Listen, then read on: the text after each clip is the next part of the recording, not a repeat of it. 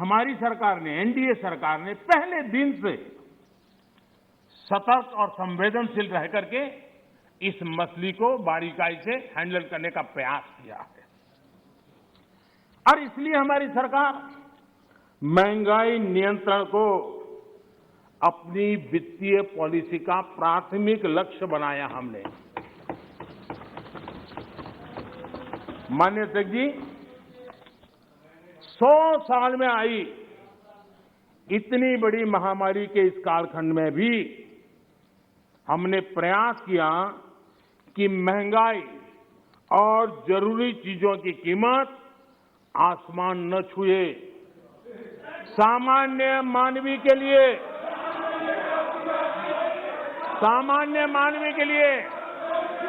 दादा आपके काम की बात है।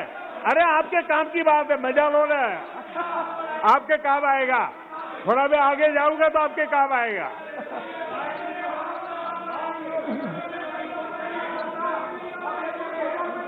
माननीय अध्यक्ष जी, महंगाई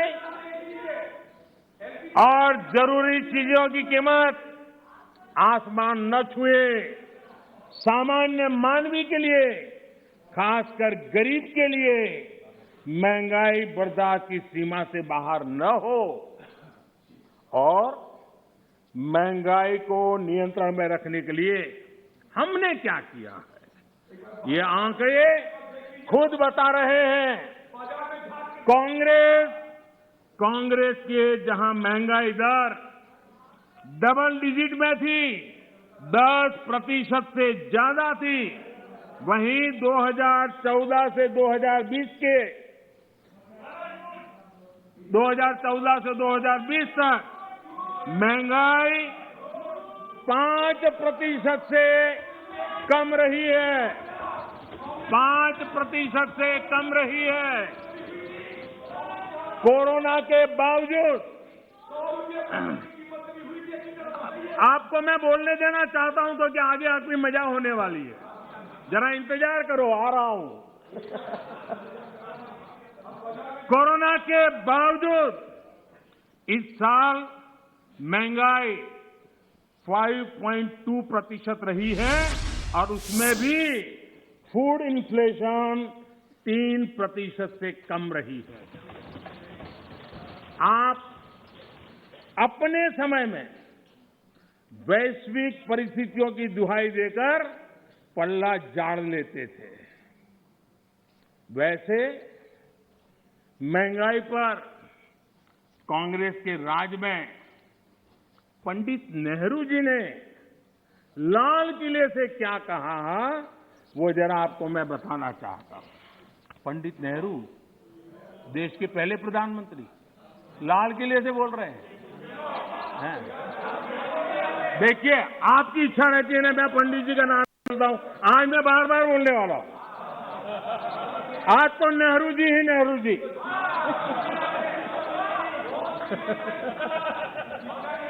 मजा लीजिए आज। आपके नेता कहेंगे मजा आ गया।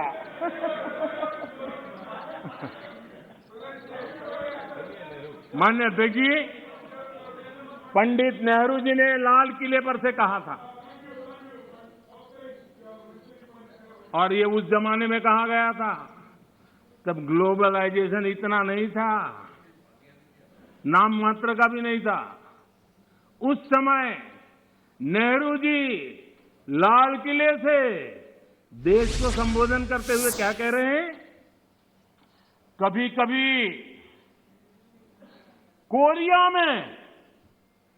कोरिया में लड़ाई भी हमें प्रभावित करती है।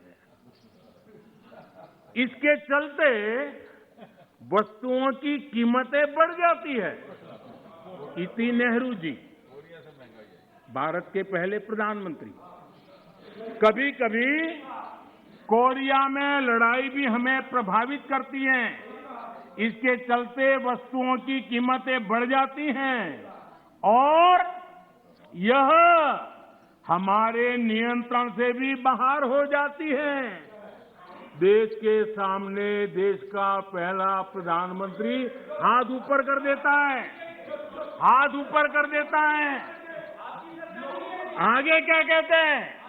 देखो जी, आपके काम की बात है। आगे कहते हैं,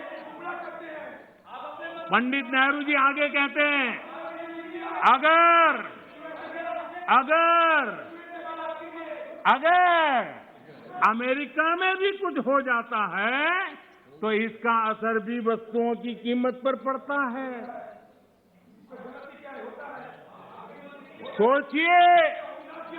सोचिए तब महंगाई की समस्या कितनी गंभीर थी कि नेहरू जी को लाल किले से देश के सामने हाथ ऊपर करने पड़े थे।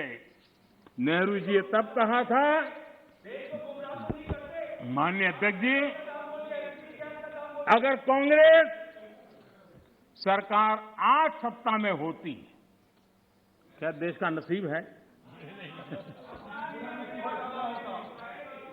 देश बच गया। लेकिन आज अगर आप होते तो महंगाई कोरोना के खाते में जमा करके झाड़ करके निकल जाते आप लोग। लेकिन हम बड़ी संवेदनशीलता के साथ इस समस्या को महत्वपूर्ण समझ करके उसके समाधान के लिए पूरी ताकत से काम कर रहे हैं। आज दुनिया में अमेरिका और ओईसीडी जैसे देशों में, अमेरिका और ओईसीडी देशों में महंगाई 7% है, करीब 7%। लेकिन माननीय अध्यक्ष जी, हम किसी पर ठीकरा फोड़ करके भाग जाने वालों में से नहीं है। हम ईमानदारी से प्रयास करने वालों में लोग हैं, जिम्मेवारी के साथ देशवासियों के साथ खड़े रहने वाले लोग हैं। माननीय अध्यक्ष जी, इस सदन में गरीबी कम करने के भी बड़े बड़े आंकड़े दिए गए, लेकिन एक बात भूल गए,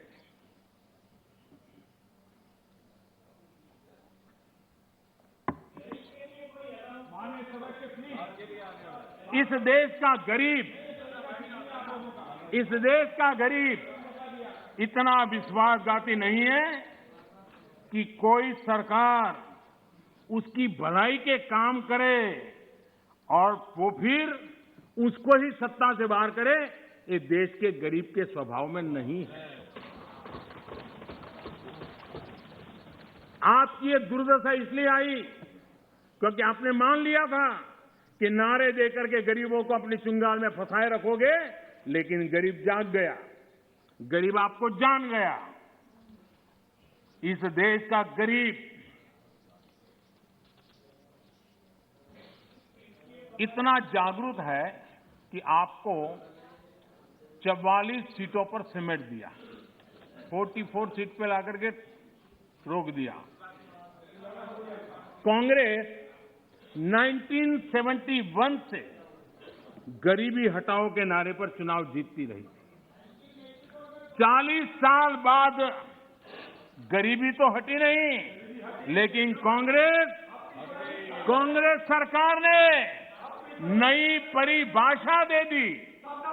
माननीय अध्यक्ष जी, देश के नौजवानों ने इन बातों को जानना बहुत जरूरी है। और अध्यक्ष जी, आप देखिए कि ये डिस्टर्ब तब करते हैं कि उनको अंदाज आता है चोट बड़ी गहरी होने वाली है। उनको मालूम है कि मुसीबत में फंसे हैं आज, और कुछ लोग बोल करके भाग जाते हैं और झेलना ऐसे बेचारों को पड़ता है।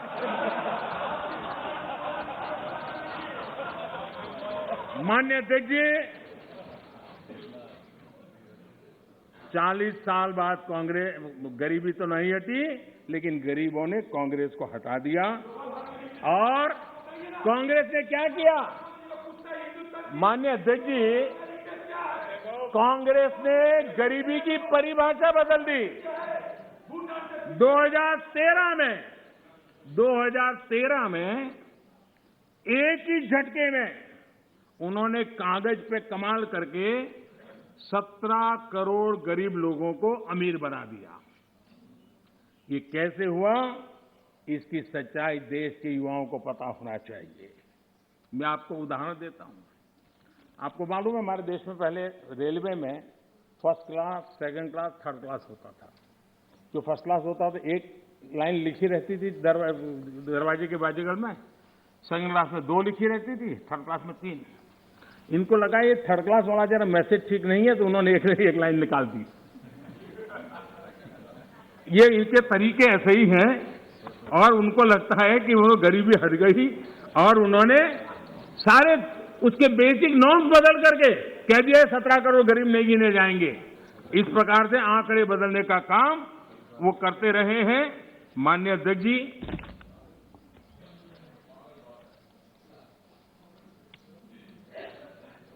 यहां कुछ तात्विक मुद्दों को उठाने की कोशिश की। मैंने तो समझने की बहुत कोशिश की, शायद कोई समझ पाया हो, ऐसा तो मुझे अभी कोई मिला नहीं है। लेकिन जो कोई समझ पाया होगा तो मैं समझने के लिए तैयार हूं। ऐसी ऐसी कुछ बातें सुनता हूं तो। माननीय अध्यक्ष जी, सदन में राष्ट्र को लेकर बातें हुई। ये बातें हैरान करने वाली है।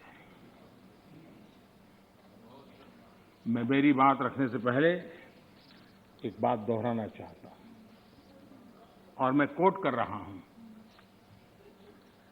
यह जानकारी बेहद हैरत में डालने वाली है कि बंगाली, मराठे, गुजराती, तमिल, आंध्र, उड़िया, असमी, कन्नड़, मलयाली, सिंधी, पंजाबी, पठान, कश्मीरी, राजपूत और हिंदुस्तानी भाषा भाषी जनता से बसा हुआ विशाल मध्य भाग कैसे सैकड़ों वर्षों से अपनी अलग पहचान बनाए हैं। इसके बावजूद इन सबके गुण दोष कमोबेश एक से हैं। इसकी जानकारी पुरानी परंपरा और अभिलेखों से मिलती है।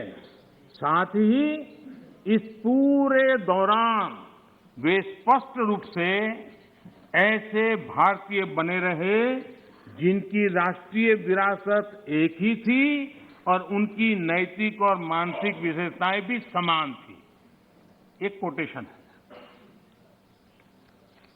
अध्यक्ष महोदय, हम भारतीयों की इस विशेषता को बताते हुए इस कोटेशन में 2 शब्द गौर करने वाले हैं। राष्ट्रीय विरासत, और ये कोट पंडित नेहरू जी का है। ये बात कही थी नेहरू जी ने, और अपनी किताब भारत की खोज में है। हमारी राष्ट्रीय विरासत एक है, हमारे नैतिक और मानसिक विशेषताएं एक हैं। क्या बिना राष्ट्र के ये संभव है? इस सदन का ये कहकर भी अपमान किया गया कि हमारे संविधान में राष्ट्र शब्द नहीं आता।